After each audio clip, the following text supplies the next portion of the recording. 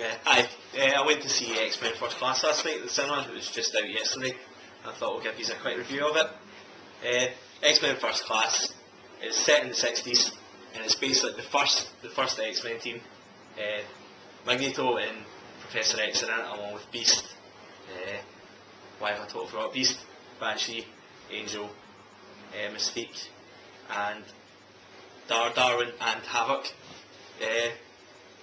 Obviously it's a totally different feel from the X-Men movies. They've tried to say that it's a prequel, so like there's 40 years of a difference between the rest of the teams, but there is actually, they try and explain a few things, like Mystique doesn't age the same way, she'll still be young. I suppose Beast, that can happen for him as well. Sebastian Shaw appears as a villain in it, and he's been around since basically World War II, and him and Magneto sort of have a kind of head-to-head at the start, he's trying to force Magneto to show his powers. It's a great story. Something that kind of hit me about it is it didn't feel like a Marvel movie. It had more kind of dark tones to it, and I think that worked really well. It was a good movie rather than just a good comic movie. It just worked. The whole story was really good. So yeah, the plot was fantastic. Really, it brought in the Cuban Missile Crisis, or their take on the Cuban Missile Crisis, bringing mutants into it, which was really good. So the plot was fantastic. Casting, it was James McAvoy's Professor X, which was really good. It gave Professor X a better kind of personality in it, rather than the Professor who's a wee bit uptight in the other movies, as if he's above everyone else. It seems different in this. He's a lot more down to earth. He's even chatting up some girls and stuff at the start. He's got lines about mutating. He just speaks to all of them. He was really good. Michael Fassbender plays Magneto. He was really good as well.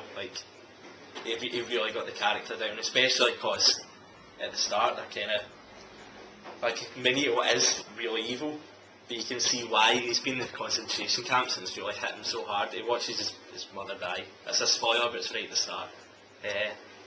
You can see why he's became like that.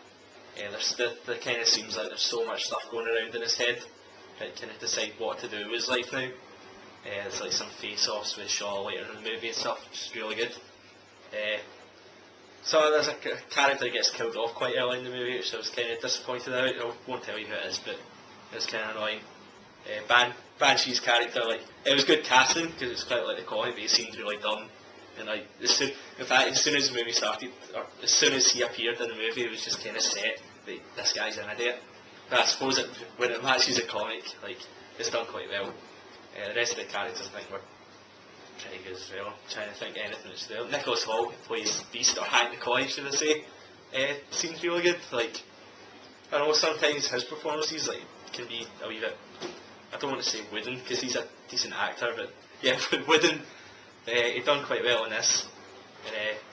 While he's Hank McCoy anyway, and then later in the movie when he becomes Beast, I think somebody else actually played him, but he done well so far. Overall, it's definitely recommended. As I said, it's just a good movie, even if you take it out of context to being a comic movie, because I just love any comic movie really. Anyone can enjoy this, and it's definitely worth going to see. It's just came out, so it'll be around for quite a bit. That's pretty much it.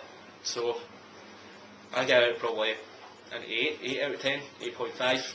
So that's it. Hope you enjoy it when you go see it.